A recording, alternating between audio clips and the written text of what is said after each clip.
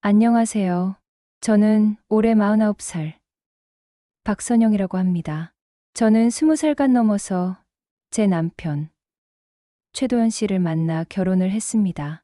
남편은 젊은 시절 참 성실하고 따뜻한 사람이었어요.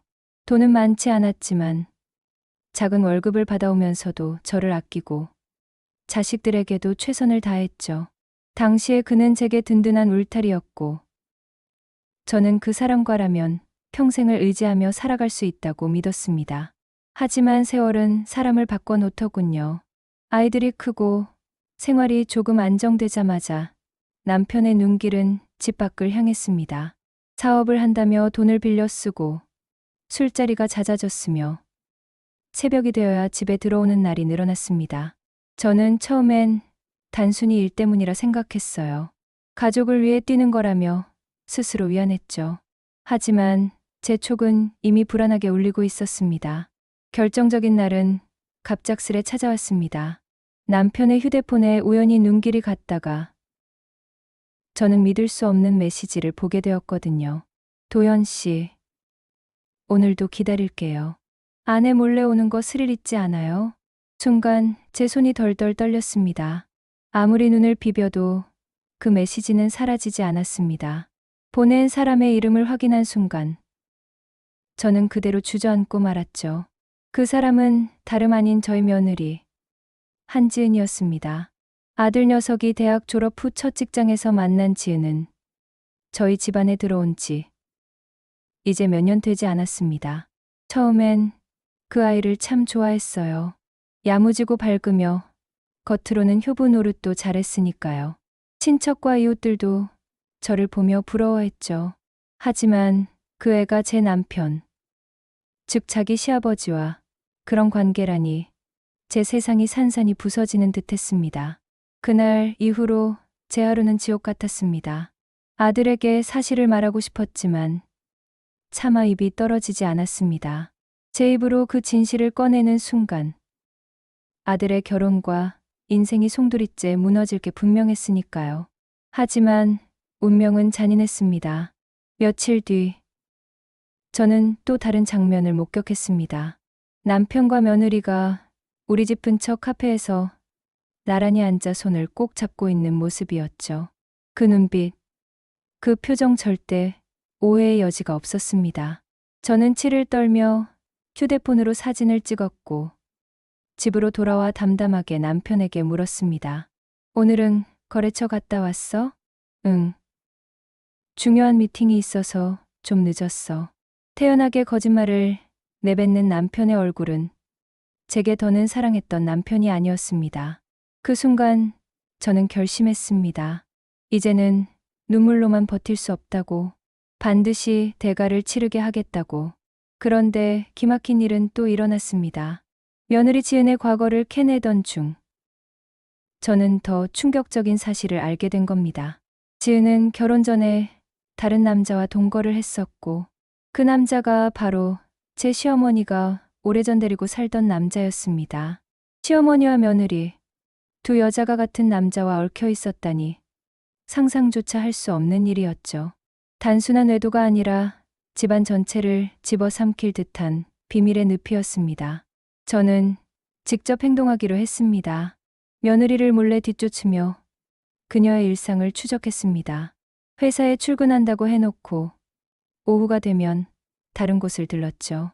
호텔, 낯선 아파트, 그리고 그 아파트 안에서 저는 다시 충격을 받았습니다.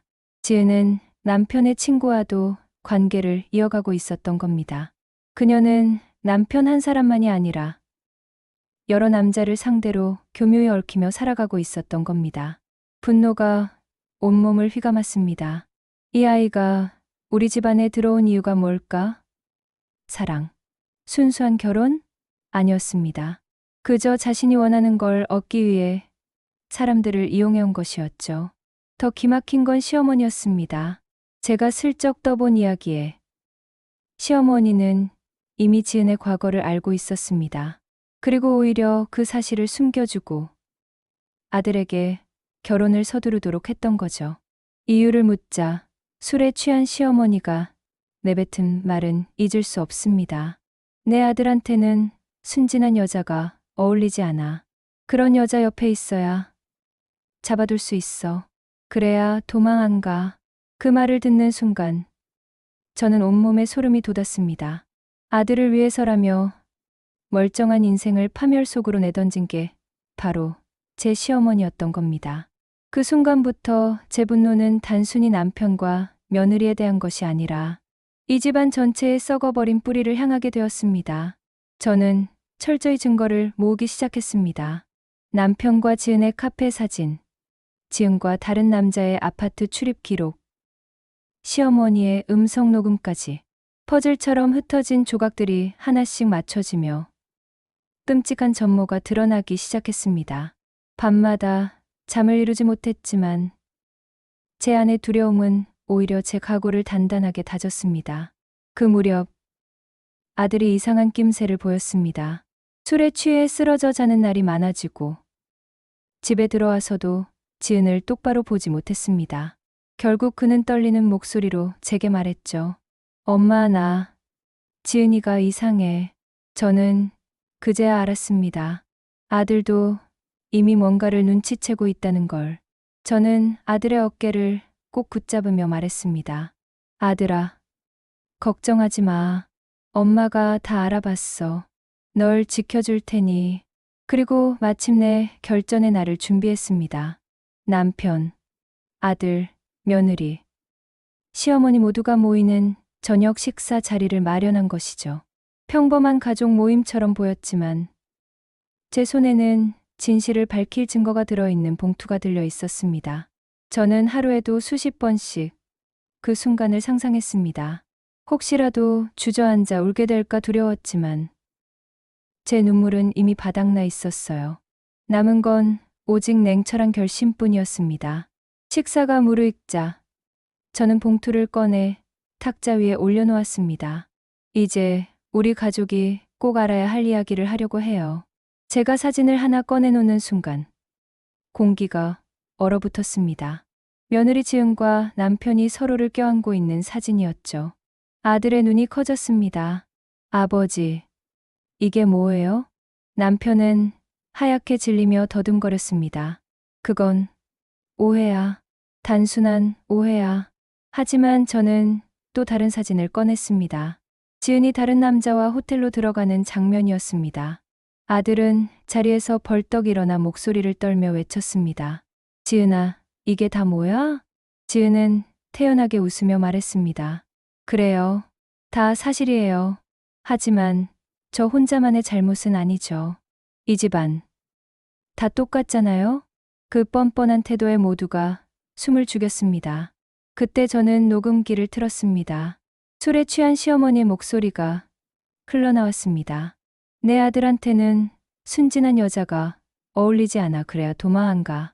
아들은 비명을 지르듯 외쳤습니다. 어머니, 어떻게 저한테 이런 짓을 하실 수 있어요? 시어머니는 말문이 막혔습니다.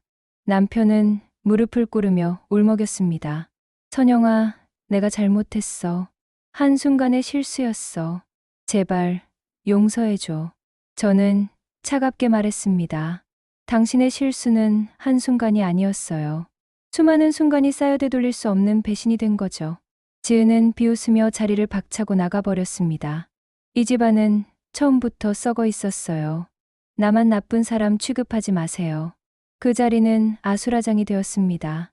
아들은 울부짖었고 시어머니는 말을 잇지 못했으며 남편은 제 발밑에 엎드려 빌었습니다. 하지만 저는 냉정했습니다. 이제 저는 제 인생을 살 겁니다. 당신들 때문에 무너진 세월, 더는 허비하지 않을 겁니다. 저는 이혼을 선언했고 모든 증거를 변호사에게 전달했습니다. 며느리 지은은 집에서 쫓겨났고 남편은 불륜과 배임 혐의로 법정에 서게 되었습니다. 시어머니는 아들의 원망을 견디지 못하고 요양원에 들어갔습니다. 그리고 저는 자유로워졌습니다. 배신과 거짓 속에 갇혀있던 제 인생에서 벗어나 다시 제 자신으로 살 수 있게 된 겁니다. 처음 거리를 걸을 때 낯선 공기가 제 폐 깊숙이 스며드는 것 같았습니다. 자유가 이렇게 낯설고 눈부신 것이구나. 그제야 알았습니다. 물론 쉽지 않은 길이었습니다. 세상의 시선은 곱지 않았습니다. 하지만 저는 배웠습니다. 아무리 늦더라도 진실은 결국 드러난다는 것. 그리고 아무리 무너져도 다시 일어설 수 있다는 것. 제 인생은 배신으로 얼룩졌지만 그 끝은 새로운 시작이었습니다. 여러분, 제 이야기를 듣고 계신다면 꼭 기억해 주세요. 부당한 상황 앞에서 침묵하지 마세요. 끝까지 싸우고 증거를 모으고 당당히 맞서야 합니다. 저는 그렇게 했고 마침내 제 삶을 되찾았습니다.